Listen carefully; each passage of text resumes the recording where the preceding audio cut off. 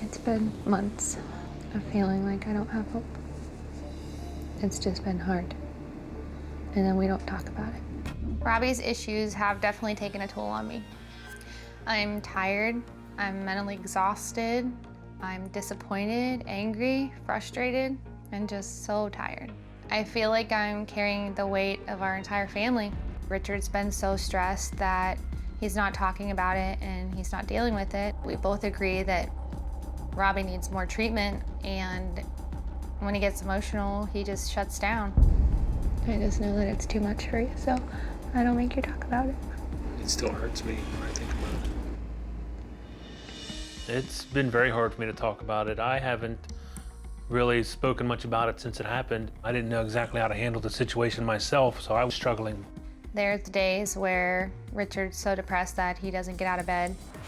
For a long time, I was the one participating in the family sessions, and that was extremely overwhelming. I'm the glue for the family, and sometimes I don't have a rock to lean on, or sometimes I feel alone, which in turn makes me not talk about it.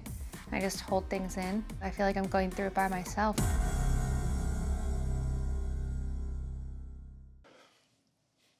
But you're going to plug into this now, right? Yes. When I say this is something that you can't just parent through, I mean, there really is a huge neurological component to this. And that means that if you look at the brains of a pedophile versus the brains of the general population, they are distinctly different.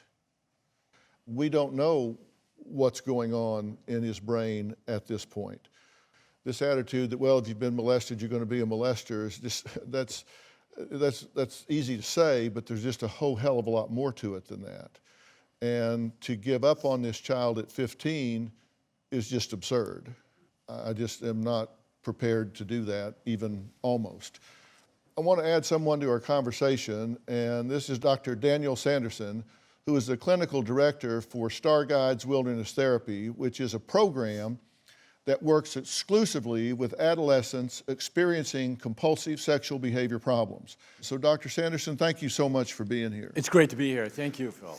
What do you hear going on with Robbie that these parents need to understand? You know, I'm hearing a lot of things, and obviously brings up a lot of questions for me as well.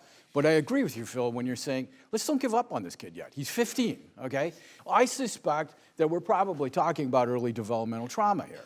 There are likely neurological pathways that neurobiology has not yet actually been developed. Those pathways have not been developed, and they haven't had a chance to be developed because Robbie is stuck in this spot where he needs that power and control. That seems to be that amazing theme that keeps coming through all of this. That's the piece that needs to get disrupted, and at the same time, Robbie needs an opportunity in an environment that can keep him away from that part that's been, hyper stimulating for him, that will give him an ability to think with a clear brain, to kind of get into spot of sobriety, which I don't think is happening in his current treatment environment. So obviously, an out-of-door wilderness environment would be perfect for that kind of a trial, to see if we can't get him in that spot where we can disrupt this hypersexualized pattern, and also give him an opportunity to begin developing a sense of himself that's not just based on his sexuality. The fact of the matter is, if you follow their protocol, the level at which these kids reoffend is surprisingly low.